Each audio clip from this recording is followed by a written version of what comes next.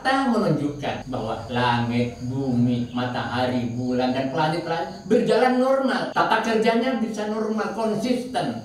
Sebentar lagi matahari datang terbit, kemudian nanti sore terbenam, kemudian datang lagi gitu. Kan konsisten. Karena demikian berarti Tuhan itu hanya satu. Tuhan itu Esa, yaitu Allah Subhanahu wa ta'ala.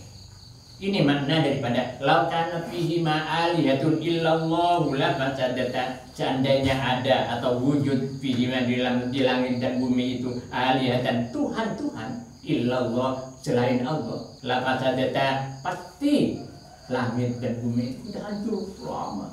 Tapi karena faktanya ini tidak hancur dan semua berjalan dengan normal sampai waktu yang ditentukan, tentunya tidak akan normal terus. Ketika Allah menentukan waktunya, di sini alam rusak, langit bumi rusak, gunung-gunung berterbangan. Kalau sudah pada waktunya, tidak sulit bagi Allah.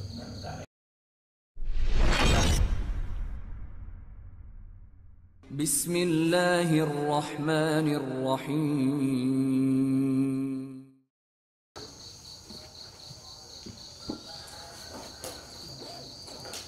Tartil Quranul Karim, kita buka halaman 440 Surah Yasin. A'udzu billahi minasy syaithanir rajim.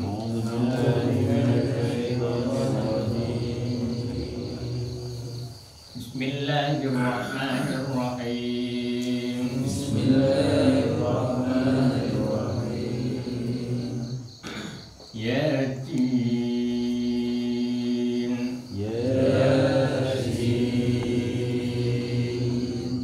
Wal Qur'anil Hakim, innaka laminal mursalin ala siratin mustaqim. Wal Qur'anil Hakim, innaka laminal mursalin ala siratin mustaqim. Tanzilal azizir rahim, litundira qauman ma unzira aba'uhum fahum ghafilun. Tanzilal azizir rahim, litundira qauman ma unzira aba'uhum fahum ghafilun. Laqad haqqal qawlu ala aktharihim fahum la yu'minun.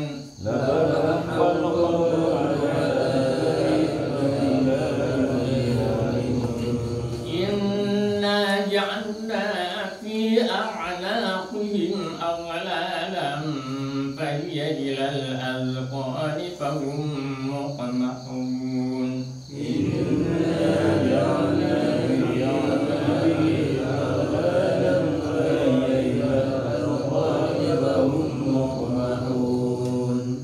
وجعلنا من بين أيديهم سدا ومن خلفهم سدا فأغشيناهم فهم لا يبصرون.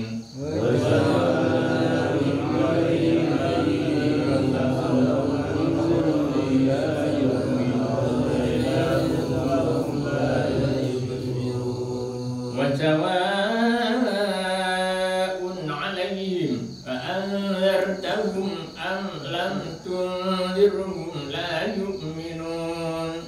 وسواء عليهم أأنذرتهم أم لم تنذرهم لا يؤمنون.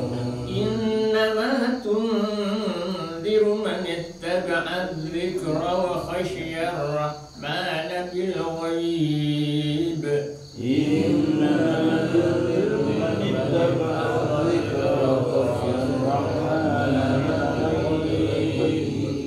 وبشره بمغفرة وأجر كريم.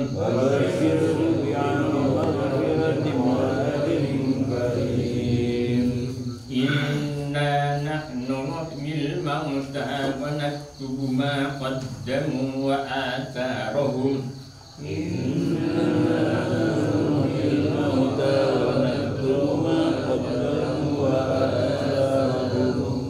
وكل شيء أحصيناه في إمام imamin mubin.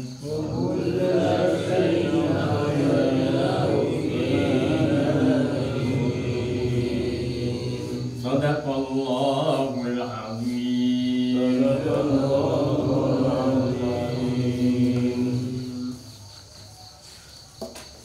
Tafsir Al-Quran Karim, kita buka halaman 333 Surah Al-Anbiya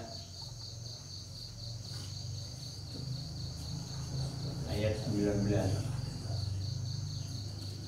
A'udzubillahi minasyaitonirrajim. Bismillahirrahmanirrahim. Alhamdulillahirabbil alamin. Assalatu wassalamu ala asyrafil mursalin Sayyidina Muhammad wa ala alihi wa sahbihi ajma'in, amma ba'du.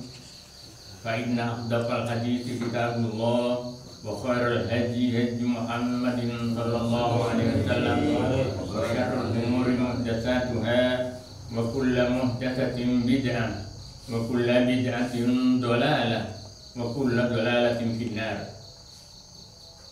A'udzu billahi minasy syaithanir rajim. Walahu man fis samawati wal ard wa man 'indahu la yastakbiruna 'an 'ibadatihi wa la yastahsirun. Yusabbihuna al-laila wan nahara la yafturun. Am ittakhadhu alihatan minal ardi hum yunshirun. Law kana fihima alihatun illallahu lafasadata. Fasubhanallahi rabbil arsyi amma yasifun. La yus'alu amma yaf'al wa hum yus'alun.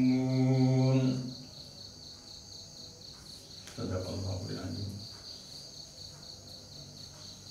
Walahu ma fis samawati wal ard.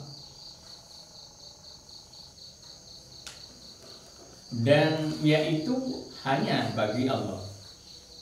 Walahu, khabar jumlahnya itu menjadi khabar muqaddam, mubtada'nya man.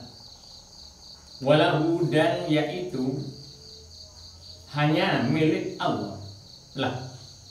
Man, adapun siapa yang ada di langit, wal ardi, dan yang ada di bumi.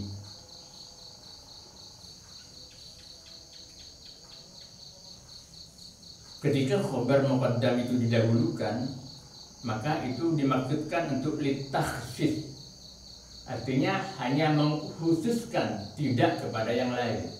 Sama dengan di surat Al-Fatihah, iyyaka na'budu wa iyyaka nasta'in.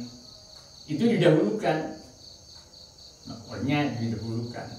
Itu berfaedah atau dimaksudkan untuk litakhsis, hanya kepada Engkau, tidak kepada yang lain. Iyyaka na'budu, hanya kepada Engkau, na'budu, kami menyembah, kami beribadah. Wa iyyaka nasta'in, dan hanya kepada Engkau ya Allah kami memohon pertolongan. Di situ canggihnya bahasa Arab. Begitu diganti tempatnya sudah lain maknanya. Sudah lain. Beda dengan nasta'inu iyyaka wa na'budu, iyyaka, kami menyembah, iyyaka, kepada Engkau. Beda jauh daripada bentuk atau tempat itu didahulukan atau diakhirkan. Ya asalnya memang na'budu iyyaka, asalnya memang nasta'inu iyyaka. Tapi ketika didahulukan itu berarti pengkhususan. Artinya kita menyembah kepada Allah, tidak kepada yang lain. Kita hanya memohon pertolongan kepada Allah, tidak kepada yang lain. Begitu juga dalam ayat ini, walahu man fis samawati wal ard, walahu, dan yaitu hanya bagi Allah, walahu, dan yaitu hanya milik Allah lah. Itu maknanya. Man, siapa? Di dalam bahasa Arab, tata bahasa Arab membedakan antara makhluk yang berakal dengan yang tidak berakal. Kalau yang tidak berakal disebut ma, artinya barang. Kalau yang berakal disebut man. Nah di sini man, walahu dan yaitu hanya milik Allah lah. Man siapa? Artinya orang yang berakal. Yang berakal saja milik Allah, apalagi yang tidak berakal, itu maknanya. Jadi setiap kata demi kata, bahkan huruf demi huruf dalam bahasa Arab itu memiliki filosofi tersendiri, memiliki pengertian sendiri yang mendalam. Jadi di sini misalnya bagi Allah siapa, artinya makhluk-makhluk yang berakal. Kalau yang berakal saja itu milik Allah semua, maka yang tidak berakal apalagi, itu maknanya. Walahu dan yaitu hanya milik Allah lah. Man siapa? Fis-samawati yang ada di langit, wal ardi dan yang berada di bumi. Wa man indahu la yastakbiruna an ibadatihi wa la yastahsirun. Di dalam Al-Quran ini, dalam mushaf ini, pada kata al-ardi, kalimat al-ardi di situ ada tanda baca qaf dan lam alif lamina. Ada Bapak ya. Itu sebagaimana sering saya sampaikan, itu perpendekan atau singkatan daripada al-waqfu aula. Al-waqfu aula. Artinya berhenti di situ lebih utama. Berhenti di situ lebih utama. Mau terus boleh, cuma lebih utama berhenti. Bapak-bapak serta saudara-saudara, di dalam kitab-kitab tafsir yang lain selain tafsir Jalalain dan termasuk juga tafsirnya Profesor Dr. M. Quraish Shihab MA, di situ menyebutkan seperti ini, seperti dalam mushaf Al-Quran ada al-waqfu aula. Tapi dalam kitab-kitab tafsir yang lain yang saya punya, mulai dari tafsir Ibnu Katsir, tafsir At-Tabari, tafsir Al-Qurtubi, tafsir Al-Baghawi, tafsir Tanwirul Miqbad, tafsirnya khusus tafsirnya Ibnu Abbas, sahabat Ibnu Abbas, tafsir Al-Marawi. Itu tidak begitu, ada tanda jim di situ.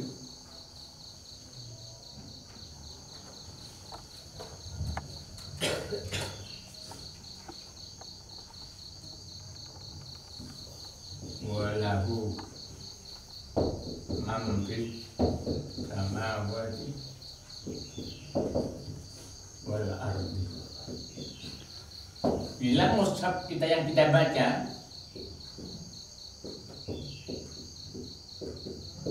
di situ ada tanda kok. Ini artinya al-waqfu aula, seperti sering saya sampaikan. Artinya berhenti dalam kalimat ini itu lebih utama.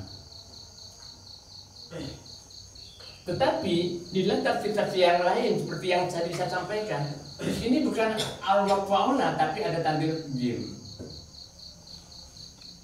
Bisa bapak yang punya di rumah punya tafsir itu, Ibnu Katsir, kemudian At-Tabari, kemudian Al-Qurtubi, kemudian Tanwirul Miqbad, Al-Baghawi dan lain-lain. Di situ ada tanda jim. Artinya dilanjutkan juga boleh. Kalau ini berhenti berutama. Apa rahasianya?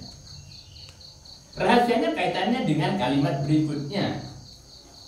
Wa man indahu la yastakbiruna ibadatihi wa la yastahsirun wa lahu man fis samawati wal ardi, dan yaitu hanya milik Allah lah man siapa yang ada di langit wal ardi dan di bumi. Berhenti di situ. Wa man indahu la yastakbiruna ibadatihi la yastahsirun. Beda, di dalam i'rabnya beda. Kalau pakai al-waqfu aula, maka man indahu di situ menjadi mubtada, menjadi subjek. Wa man indahu, dan siapa yang ada di sisi Allah.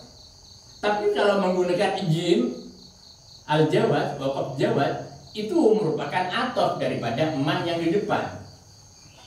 Walahu man fis samawati wal ardi wa man indahu. Jadi ataf kepada yang di depan. Apa bedanya? Jelas beda. Jelas beda.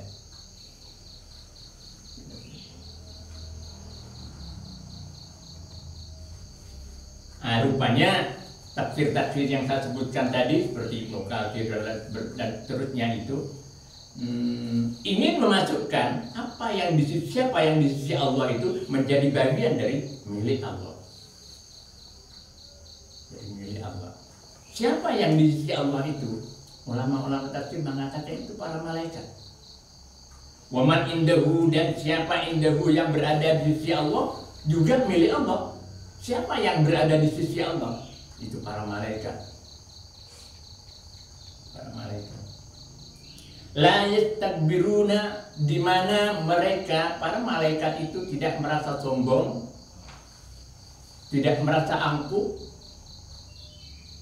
La yastakbirun an ibadatihi, dari menyembah Allah. An ibadatihi, dari menyembah Allah, dari beribadah kepada Allah.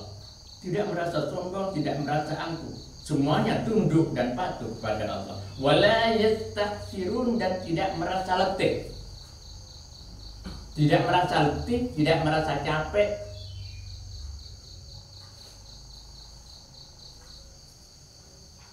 Kita lanjutkan. Yusabbihuna al-laila wan nahar. Yusabbihuna, sama-sama membaca tasbih mereka yang ada di sisi Allah itu. Artinya para malaikat itu. Al-laila, di waktu malam, wan nahara, dan di waktu siang. La yafturun, tidak merasa jemu dan tidak merasa bosan. Kembali kepada tanda baca itu tadi, al-waqfu aula, atau menggunakan al-jawad, waqful jawad, wakaf yang boleh, itu sebetulnya tidak terlalu penting ya, tidak terlalu penting. Sebab rangkaian ayat ini menunjukkan bahwa apa yang ada di langit, siapa yang ada di langit dan siapa yang berada di bumi, termasuk juga orang atau siapa yang berada di sisi Allah, yakni malaikat, itu semuanya milik Allah. Langitnya, buminya, dan isinya, termasuk juga para malaikat yang disebutkan di sini berada di sisi Allah. Maksudnya apa? Saking dekatnya dengan Allah. Saking dekatnya dengan Allah, maka para malaikat itu kalau di dalam ayat yang lain, la ya'sunallaha ma amaruhum wa yaf'aluna ma yu'marun. Tidak pernah berdurhaka kepada Allah, wa yaf'aluna ma yu'marun, dan melaksanakan apa yang semua yang diperintahkan oleh Allah Subhanahu wa taala.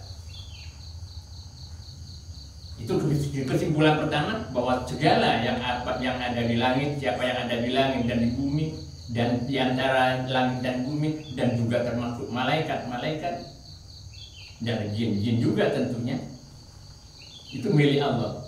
Nah, khusus tentang malaikat ini Allah Subhanahu wa taala memberi sifat, menyifati di dalam ayat ini, la yastakbiruna, la yastahsiruna, la yakturun. Ada 3 sifat yang disebut oleh Allah untuk makhluk Allah yang satu ini, para malaikat.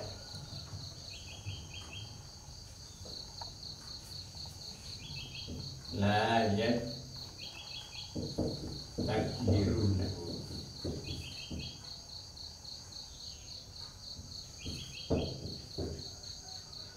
Ini yang satu. Kemudian yang kedua, la yastakbiruna. Kemudian yang ketiga, la yafturuna.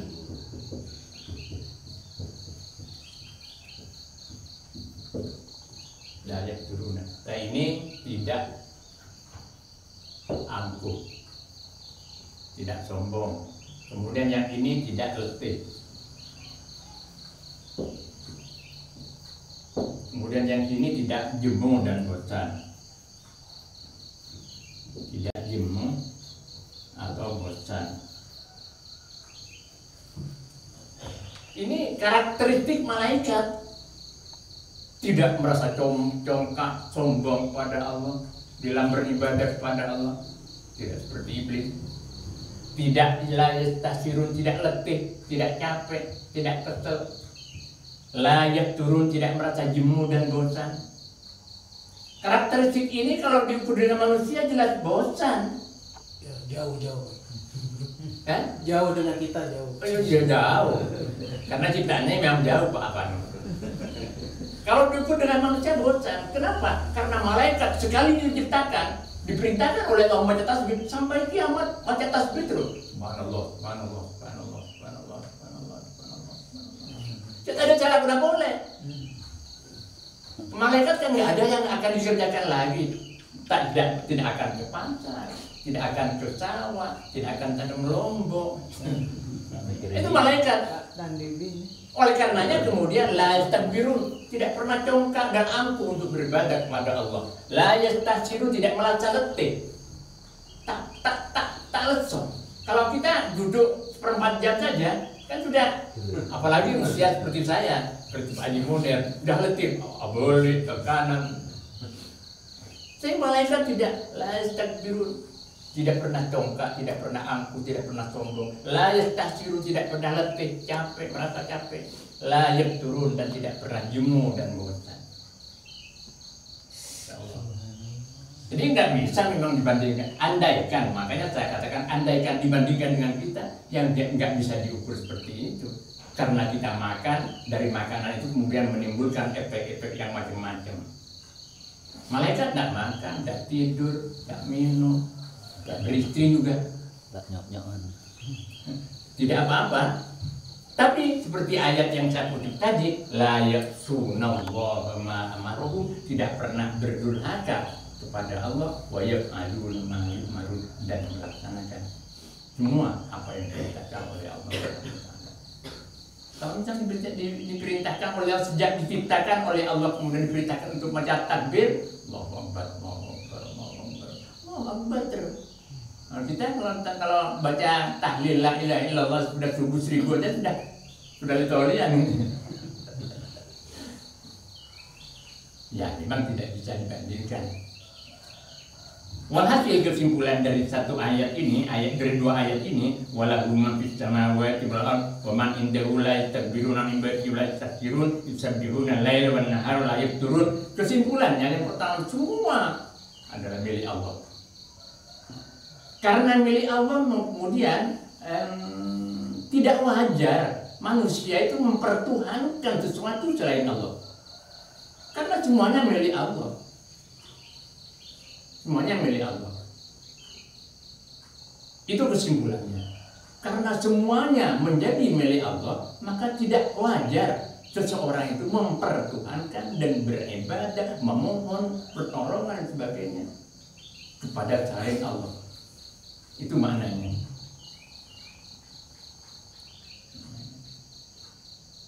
Ini untuk mempertegas pernyataan-pernyataan ayat sebelumnya di mana Allah Subhanahu wa taala memerintahkan orang-orang musyrik Mekah supaya menghentikan kemusyrikannya dan mempercayai Al-Qur'an serta mempercayai baginda Nabi Muhammad SAW.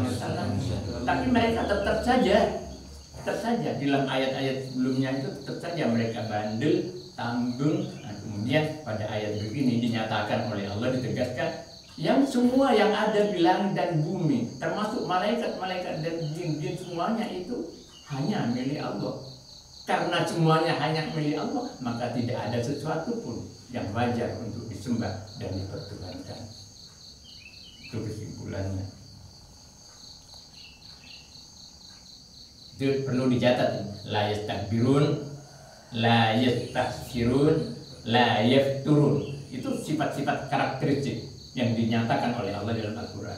Itu karakteristik malaikat. La yastakbirun, tidak pernah congkak dalam beribadah kepada Allah. Kemudian la yastahsirun, tidak pernah merasa letih dan capek. Kemudian la yafturun, tidak pernah merasa jenuh. Kemudian bosan. Kalau yang dibaca terus, misalnya la ilaha illallah kan jemu, beda pusing kan, akhirnya diganti-ganti baca tasbih subhanallah. Yusabbihuna al-laila, mereka para malaikat itu yusabbihuna, membaca tasbih. Tasbih itu artinya membaca subhanallah. Subhanallah, subhanallah, subhanallah, subhanallah, subhanallah. Mensucikan Allah dari segala sifat-sifat kekurangan. Termasuk ucapan dari orang-orang musyrik Mekah itu, Allah punya anak, Allah punya istri, dan seterusnya dan seterusnya. Mensucikan. Nah, kalimat tasbih ini bapak-bapak, bacaan-bacaan yang bisa meratakan jalan untuk mendapatkan pertolongan dan bantuan dari Allah Subhanahu wa taala. Lebih-lebih ketika seseorang dalam keadaan kepepet. Banyak baca tasbih. Oleh karenanya ketika Nabi Yunus puri, apa puri ya? Ngambul. Ketika Nabi Yunus puri dari kaumnya, nah rupanya kaumnya tambeng-tambeng. Diajak ke sini tidak mau, diperintah begitu nggak mau. Akhirnya puri naik perahu. Perahunya orang dagang, banyak barang-barangnya di situ. Penumpangnya juga banyak. Nabi Yunus langsung naik di situ. Namanya perahu ini nggak mau jalan, hanya muter begini. Kata pendeganya apa ya? Nakodanya itu pasti ini ada yang puri di antara penumpang ini. Setelah dilutri, tepat ke Nabi Yunus. Agar supaya yang lain tidak karam, kemudian Nabi Yunus dicemplungkan ke laut. Nabi Yunus dicemplungkan ke laut. Akhirnya apa? Dimakan ikan besar. Ya kita bayangkan orang-orang dulu itu tinggi besar. Nah kalau yang makan ikan Nabi Yunus itu ikan, kan berarti ikannya seperti apa? Seperti musola ini kira-kira. Sehingga dinyatakan oleh Allah, laula ayyakuna minal musabbihin la labita fi batnihi ila yaumil atun. Andaikan Yunus itu tidak membaca tasbih di perut ikan. Ayat berapa surah apa itu lupa. Coba surat Yunus atau surat apa ini? Laula ayyakuna minal musabbihin la labita fi batnihi ila yaumil atun.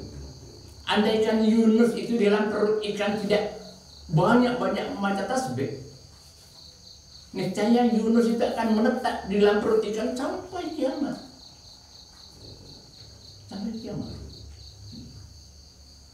Apa tasbih yang dibaca oleh Nabi Yunus di dalam perut ikan? La ilaha illa anta subhanaka inni kuntu minadh dhalimin. La ilaha illa anta subhanaka inni kuntu minadh dhalimin. La ilaha illa anta subhanaka inni. Pokoknya ini macam itu. Tapi walaupun banyak bagaimana menginginkan bosan juga. Iya. Karena mulut ini kan ada apa ya? Ada kemampuannya sendiri. Ada kemampuannya. Sama dengan makan kita. Kalau tiap hari pecel terus, pagi pecel, siang pecel, sore pecel, makan tiap hari begitu. Kan bosan juga. Nah, manusia yang wataknya suka bosan. Manusia wataknya tidak seperti malaikat. Nah, kembali kepada soal tasbih ini, yusabbihuna laila, membaca tasbih pada waktu malam dan waktu siang. Ceritanya Nabi Yunus ini. Ya, boleh dibuktikan ini. La ilaha illa anta subhanaka inni kuntu minadh dhalimin. Apalagi jam-jam jam mustajabah. Waktu-waktu mustajabah, waktu-waktu sahur, jam 2, jam setengah 3. La ilaha illa anta subhanaka inni kuntu minadh dhalimin. La ilaha illa anta subhanaka inni kuntu. La ilaha illa anta, tidak ada Tuhan kecuali Engkau ya Allah. Anta itu domir mukhatab. Domir mitra bicaranya ada di depan. Nah, kata ganti itu dalam bahasa Arab kan domir namanya. Ada domir ghaib, ada domir mukhatab, ada domir mutakallim wahdah, ada domir mutakallim ma'al ghair. Yang paling dekat itu adalah mutakallim wahdah. Seperti Allah berfirman, la ilaha illa ana. Ana itu domir mutakallim wahdah. Tidak ada Tuhan kecuali aku. Oleh karenanya seorang sufi As-Suhrawardi mengatakan, zikir la ilaha illallah itu yang paling bagus adalah la ilaha illa ana. La ilaha illallah, la ilaha illallah, la ilaha illallah. Itu masih tingkat rendah. Yang tingkat lebih tinggi lagi ada la ilaha illa anta. La ilaha illallah. Yang lebih tinggi lagi, la ilaha illa ana. Cuma ini sudah ajaran panteisme. Panteisme itu menyatunya Kawula Gusti. Yang kemudian ajarannya di Indonesia itu ajarannya Siti Jenar. Nah, Siti Jenar itu mau dihukum oleh Wali Songo yang lain, dipanggil, dijemput, tidak ada Siti Jenar di sini, yang ada hanya Allah. Kata Siti Jenar. Itu ajaran wahdatul wujud. Jadi wahdatul wujud menyatunya Kawula Gusti. Nah, dia bilang orang-orang sufi yang sudah tinggi itu ya, seperti itu. Melihat pohon durian, melihat Allah, melihat langit, melihat Allah, melihat bulan, melihat Allah. Kenapa? Karena apa yang ada ini cerminan dari adanya Allah Subhanahu wa taala. Bisa masuk ya? Masuk. Jadi apa yang siapa yang belum? Yang belum masuk. Jadi apa yang ada ini menurut orang sufi itu cerminan dari Allah. Melihat pohon ini, melihat Allah, melihat apa sajalah, karena semuanya adalah dicipta oleh Allah Subhanahu wa taala. Oleh karenanya, tapi kita jangan coba-coba seperti itu. La ilaha illa ana. Kelasnya lain. Kelasnya lain. Ya yang begini saja asalkan sudah istiqomah, yang lihat syariatnya saja sudah lebih dari bagus. Sudah lebih dari bagus. Artinya jangan aneh-aneh lah maksudnya. Berbeda kok aneh-aneh. Sabiun dan lain. Kita lanjutkan. Amittakhudhu alihatan minal ardi hum yunshirun. Atau ittakhudhu, mereka mengambil, orang musyrik Mekah itu, alihatan kepada Tuhan-Tuhan, jamak ilahun. Ilahun itu tulisan jamaknya alihah. Amittakhudhu, atau mereka mengambil, orang-orang musyrik Mekah itu, alihatan kepada Tuhan-Tuhan, minal ardi, yang unsur pembuatannya dari bumi, ada di bumi. Apa rupanya?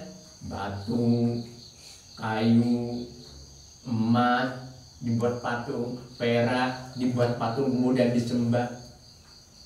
Apakah mereka mengambil Tuhan-Tuhan seperti itu yang bahan buatannya itu dari bumi, yang ada di bumi? Hum yunshirun, dikatakan lagi mereka dapat menghidupkan orang yang sudah mati.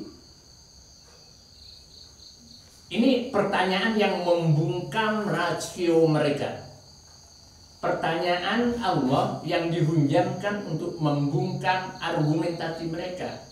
Menyembah berhala, menyembah patung. Sebagaimana yang pernah saya sampaikan, di sekitar Ka'bah itu dulu tidak kurang dari 360 berhala-berhala di sekeliling Ka'bah, termasuk di tempat sa'i sekarang. Itu tidak kurang dari 360 berhala patung-patung.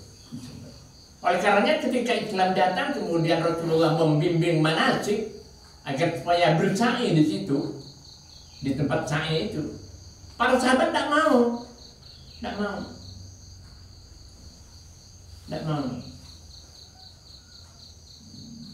Sampai ayatnya itu bunyinya kayak apa ya?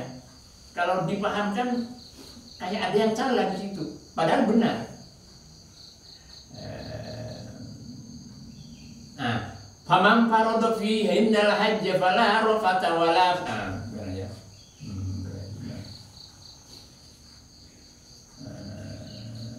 kok lupa ya.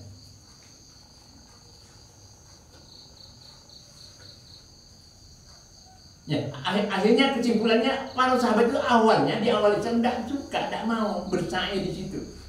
Alasan mereka akan melihat karena di situ tempat patung-patung berhala dulu. Coba dicari.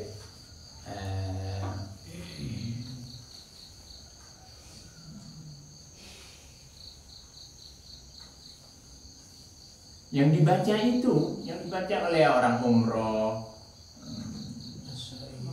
Ya, apa? Lupa baca. Inna safa wal marwa Innas Safa wal Marwah, kan ini yang dibaca orang sa'i itu. Innas Safa wal Marwah min syairillah, faman hajjal baita aw i'tamara fala junaha alaihi at-tawaf bihima.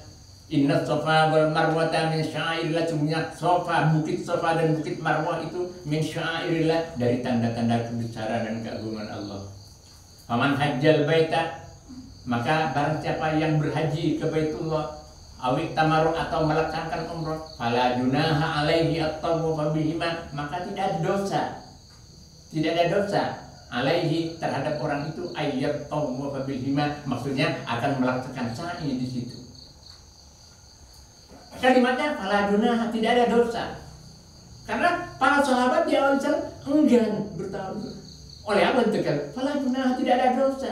Karena patunya berhalanya sudah dimusnahkan pada saat Fathu Mekah, penaklukan kota Mekah, sudah dihancurkan semua oleh Nabi dan pasukannya. Fala junaha alaihi ayyat tawaf bihima.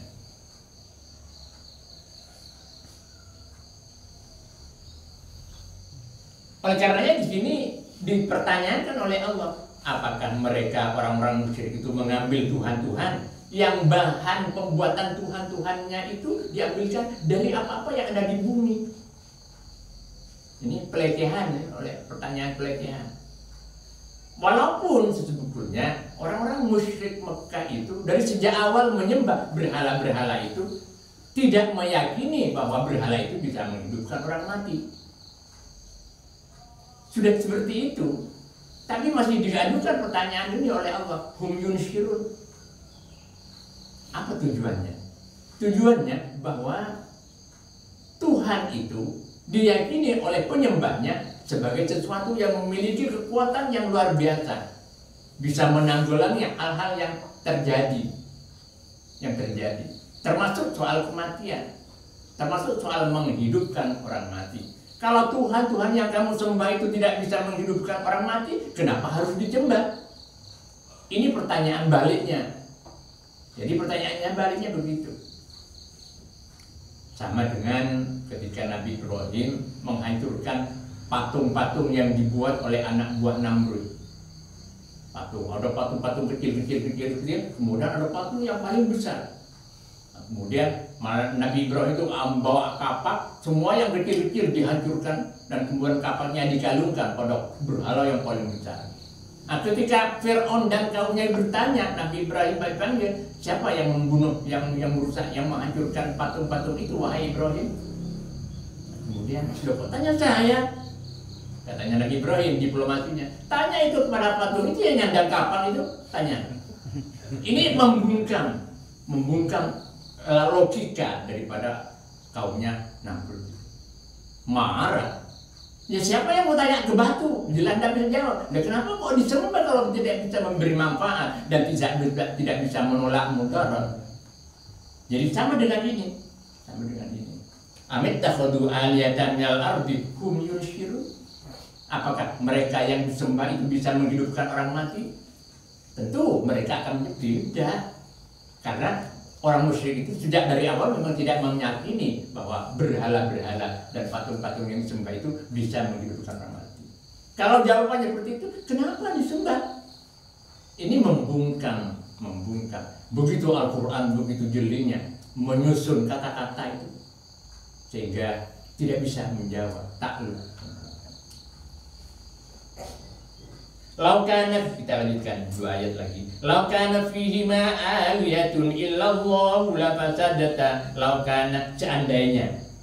Lau itu dipergunakan dalam tata bahasa Arab untuk pengandaian yang tidak mungkin terjadi, yang tidak mungkin akan terjadi. Lau, seandainya. Kok saking anu? Karena saking artinya tidak terjadi. Laukana, seandainya ada wujud fihima di langit dan bumi itu alihatun Tuhan illallah, kecuali Allah, selain Allah maksudnya, la fasadata, niscaya pasti langit dan bumi itu sudah rusak. Kalau ada Tuhan lebih dari satu selain Allah, pasti langit dan bumi ini sudah rusak. Pernyataan Allah ini bisa dirunut dari dua kemungkinan. Misalnya ada Tuhan A dan ada Tuhan B. Kemungkinan dari Tuhan A dan Tuhan B ini ada dua hal. Yang pertama, bersepakat.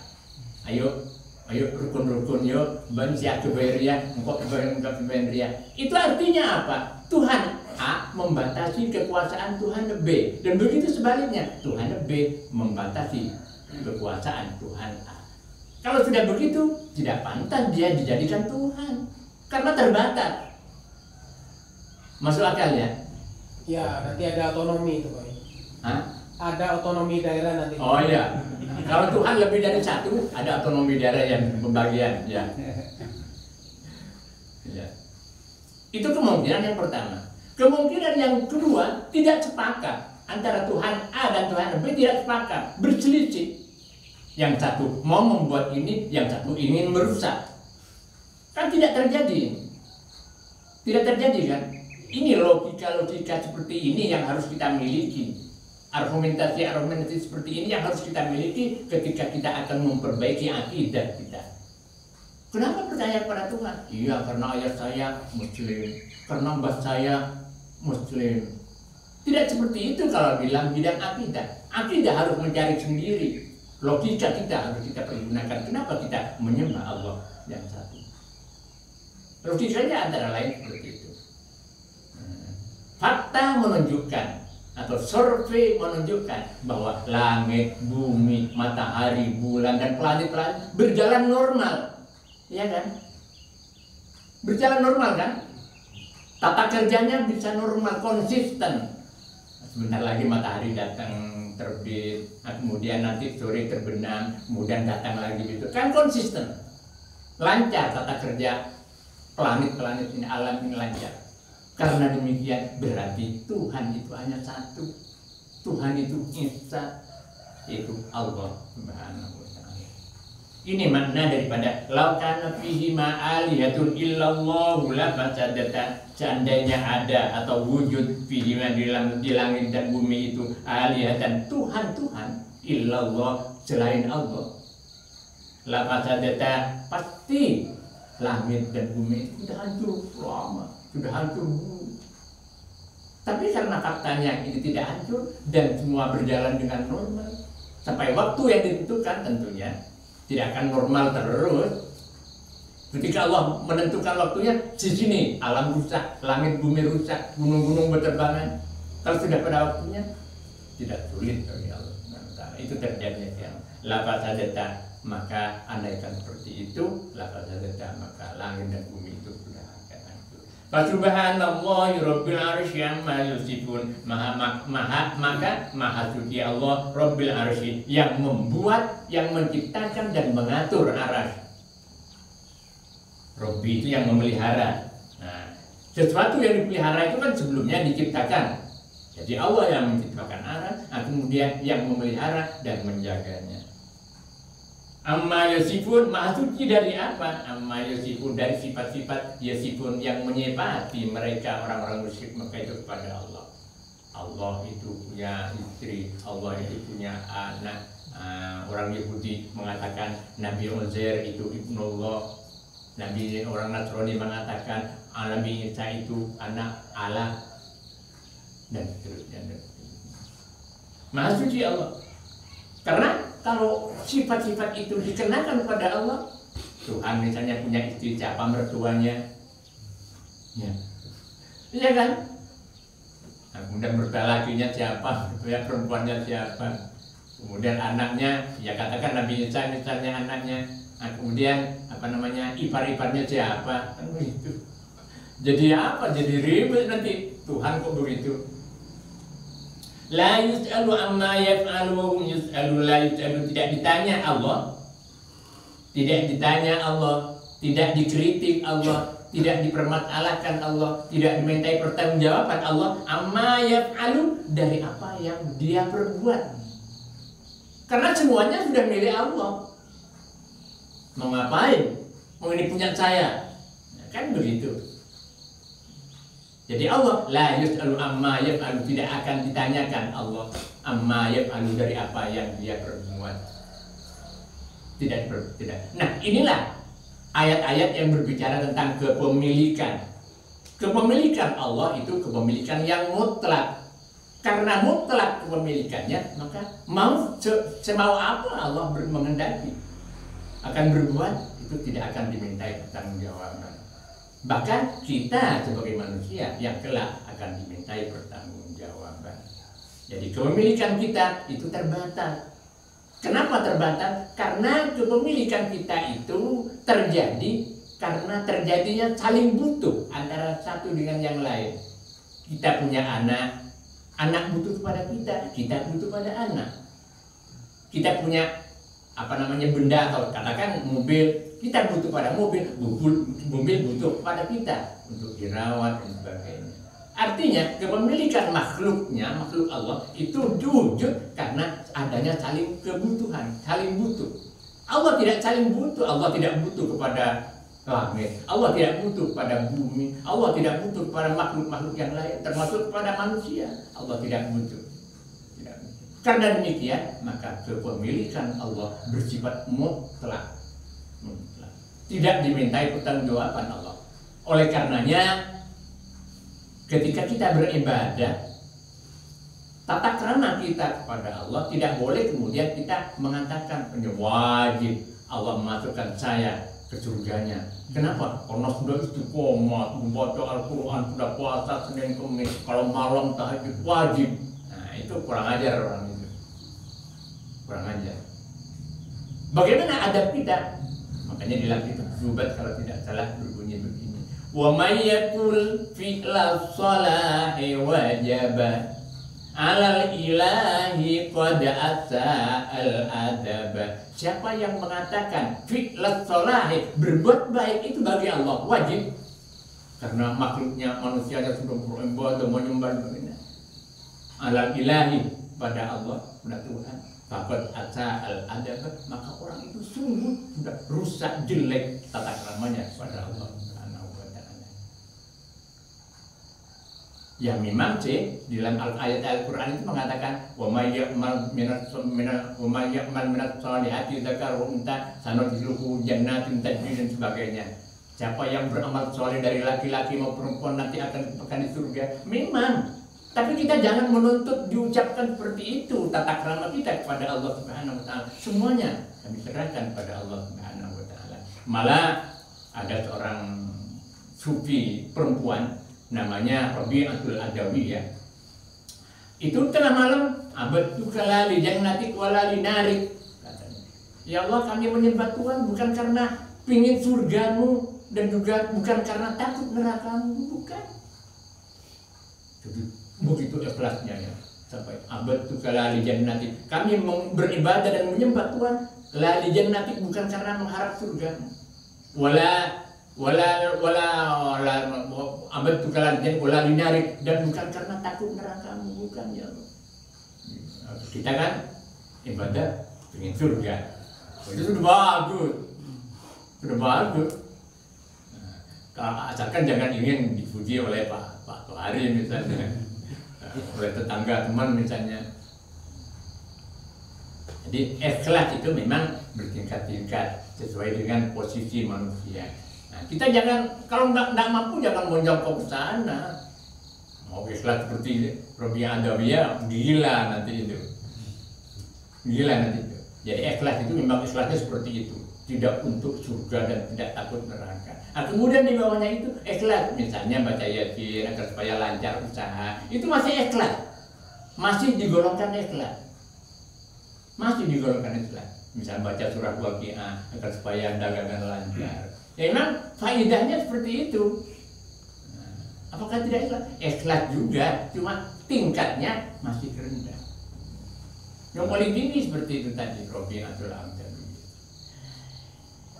La yus'alu amma yaf'alu wa hum yus'alun, dan mereka orang-orang musyrik Mekah termasuk manusia yang lain yus'alun, akan dimintai pertanggungjawaban.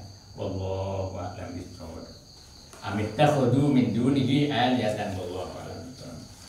Kalamun qadimun la yamullu sama'u قول وفعل ونية به أشتكي من كل داء ونوره دليل لقلبي عند جهلي وحيرتي فيا ربي متعني بسر حروفه ونور به قلبي وسمعي ومهلتي وصلي وسلم يا إلهي على النبي وآله وأصحابه بإذن الذرية ويا ربي زدني به علما وحكمة بجاه النبي من جاءنا بالهداية ويا ربي وفقنا بتقواك يا الله ويا ربي ارحمني بحسن خاتمتي عليه صلاة الله ثم سلامه وآله وأصحابه بهم نلت حاجتي الفاتحة